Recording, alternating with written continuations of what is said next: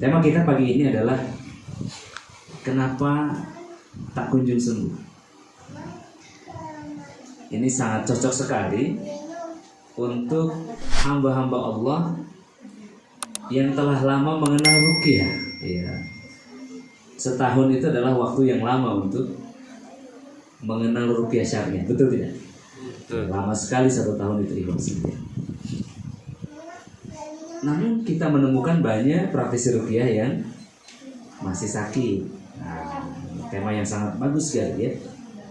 Di sini akan menguak rahasia-rahasia kesembuhan ya. Di sini akan menguak tips-tips yang mungkin tidak didapat dalam training ruqyah yang singkat dalam 2 hari. Di sini akan tertuang pengalaman-pengalaman ya, yang kemudian akan menjadi pelajaran bagi kita semuanya.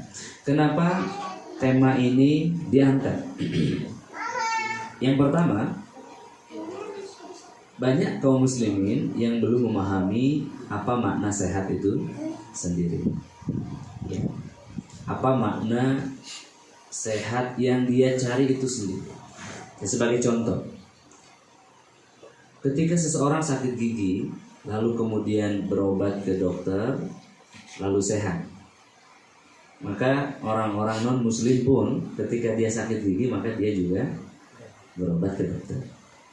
Baik, mungkin ada di antara mereka yang berobat ke tabib ya, berobat secara tradisional, maka non muslim pun mendapatinya. Betul ya?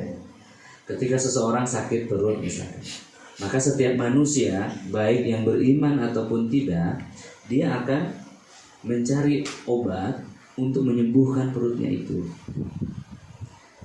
Non muslim pun demikian ya. Jadi muslim, non muslim mereka akan mencari cara bagaimana perutnya nyaman.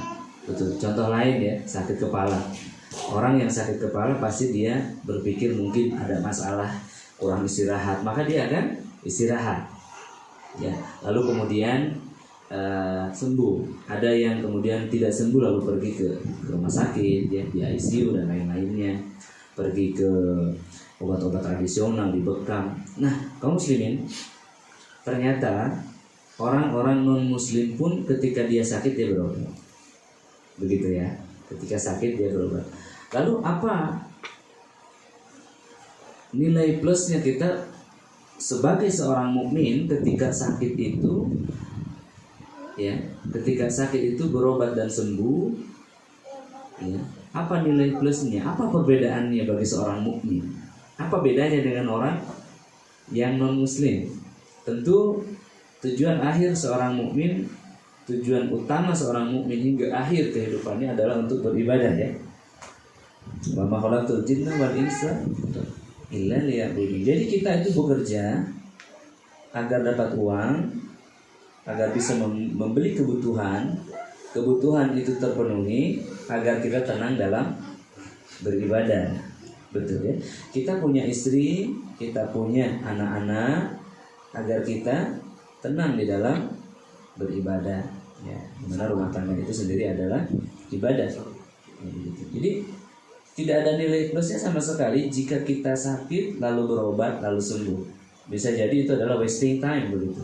Maka ada beberapa penyakit yang Allah Ta'ala tahan kesembuhannya ya, Allah Ta'ala tahan kesembuhannya sehingga hamba Allah itu mengetahui ya, bahwa sebenarnya sakitnya ini adalah dari Allah Subhanahu wa Ta'ala yang memiliki kunci-kunci kesembuhan yang tidak dimiliki oleh manusia.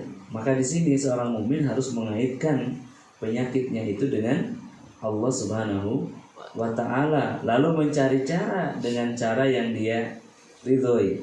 Baik, ini tentu sudah kita pahami semuanya dalam mode basic ya, secara standar seorang muslim. Nah, hamba Allah yang dimuliakan, bagi seorang mukmin harus merenungkan nanti ketika perutnya sudah sehat ya, ketika kepalanya sudah sehat, ketika apalagi tadi giginya sudah sehat, sesungguhnya kesulitan tidak berakhir di situ. Ya, bisa saja ketika sakit gigi kita telah sembuh, maka kita sangat menikmati batagor ya. Sangat menikmati apalagi ya, kacang polong yang tadinya sulit dikunyah, ya kan? Tapi itu beberapa lama saja. Seminggu kemudian kita akan lupa akan nikmat gigi yang sehat itu, betul tidak? Iya. Bisa jadi hamba Allah yang dimuliakan, waktu sakit gigi kita kebeli kacang polong itu, ya, kelor-kelornya penuh, ya kan? Tetapi setelah sehat tidak kebeli, muncullah masalah yang lainnya. Yaitu apa? Tenaga duit. Tenaga duit. Penyakit yang lebih besar muncul, ya, kanker, kantongnya kering, ya kan? Nah, bisa jadi setelah sakit perutnya sembuh, yang tadinya makan bakso itu level pedesnya cuma sampai 2 misalkan, ya, setelah sembuh bisa sampai level 12. Ada nggak di Bandung? Ada. Bakso yang levelnya 12 pedesnya. Di Malang ada, ya, nasi goreng sampai level 12. Nah, bisa jadi setelah sembuh kemudian perutnya uangnya untuk beli nasi gorengnya tidak ada. Riwah lagi nggak? Hilang lagi nggak ketenangannya? Hilang. Bisa jadi uangnya ada, ya, uangnya ada, baksonya pun ada, tetapi istri kita ngajangin lah. Istri kita jambedut, istri kita hatinya tidak baik, keadaannya bertikai lah. Kan nggak enak, ya, makan baksonya jadi belakang-belakangan.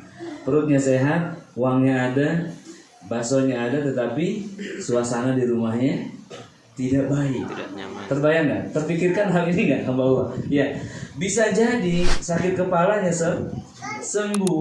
Oh iya, mau dengan ruqyah, ya kan, mau dengan herbal, mau dengan bekam, mau di rumah sakit, tetapi setelah sakit kepalanya sembuh, ya kan, muncul hal lain yang lebih membuat kita pening.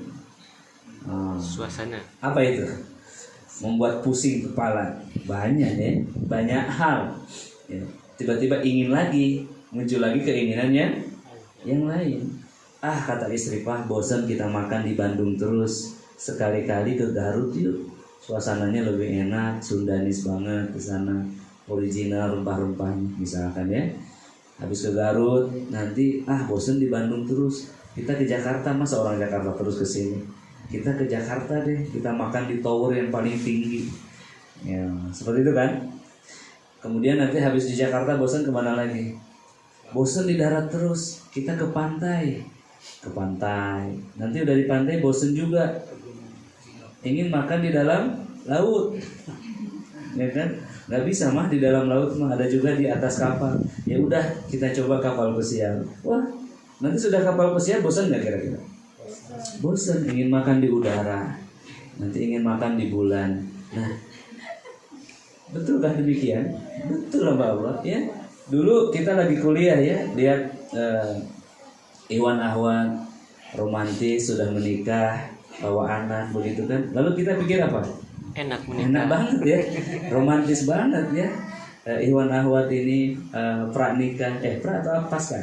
Pasca nikah romantis, jalan-jalan di dakwah, ya kan, sholat duha bareng. Lalu kita pingin nikah, ya kan, lagi kuliah waktu itu.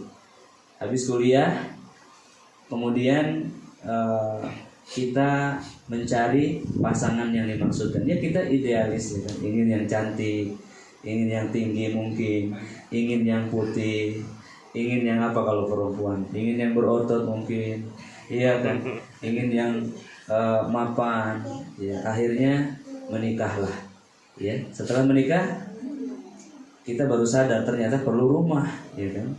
Nikah udah, rumah nggak ada, akhirnya ngontrak, ya. Ngontrak apa ngekos dulu? Kita ngekos dulu, ya kan. Kemudian habis ngekos kita berpikir enak ya kalau ngontrak, kita nggak diomelin ibu kos setiap bulan. Akhirnya kita ngontrak. Habis ngontrak setahun sekali kan, akhirnya kita berpikir kayaknya harus punya rumah. Betul nggak begitu? Punya rumah di pinggiran, mungkin di sana di pinggir, di gang, Mbak. Di luar sana, ya, mungkin di sisi kota lah, nggak disebutkan di mana. Nanti lama-lama enak ya kalau di tengah alun-alun, ya kan, deket gedung sate, mau sate tinggal turun, ya kan. Akhirnya kita pindah ke kota rumahnya. Habis itu Lihat orang jalan-jalan, kayaknya enak ya, sore-sore jalan-jalan. Kita jalan-jalan kemudian lihat orang naik sepeda, lagi musim sepedahan. Wah, kita beli sepeda yuk. Udah punya sepeda, capek kakinya, lalu mau motor. Ya kan? Sudah punya motor, mau apa kira-kira? Mau mobil. Sudah mobil, nggak tenang, cuman Xenia, cuman apa? Saya ingin yang agak mewah, Porsche misalkan, atau Lamborghini Maksake misalkan ya. Di Bandung ada Lamborghini 300 juta ya. Kemudian nanti ingin pesawat, betul nggak gitu? Awal-awal kan pesawat jet kecil ya.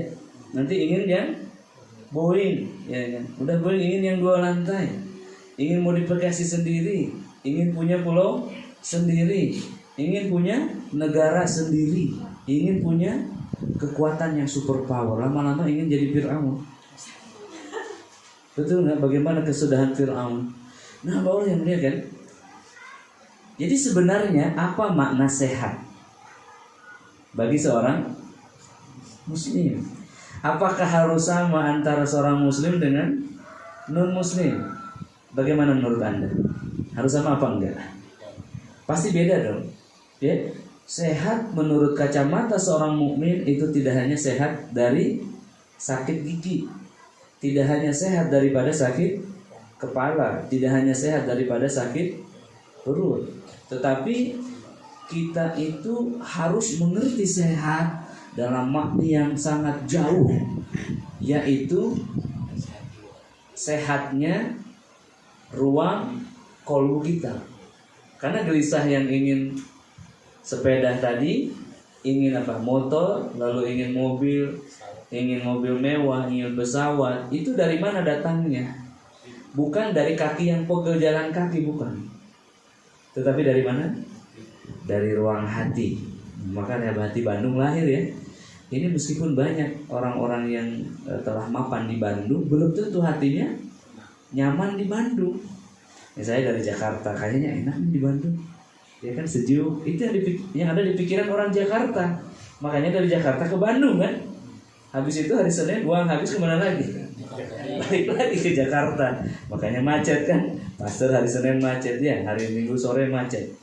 Tapi habis itu di Jakarta jenuh lagi, gajian lagi, ke Bandung lagi. Jadi bolak-balik terus.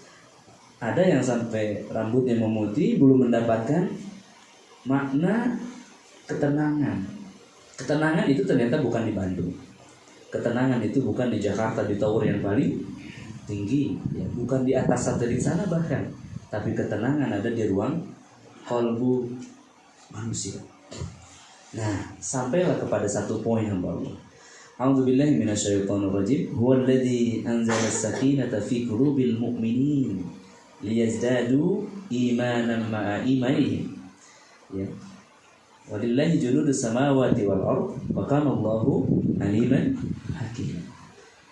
Allah lah sebenarnya yang menurunkan sakinah. Apa itu sakinah? Ketenangan fi qulubil mu'minin, di dalam kolbu orang-orang yang mukmin beriman ya.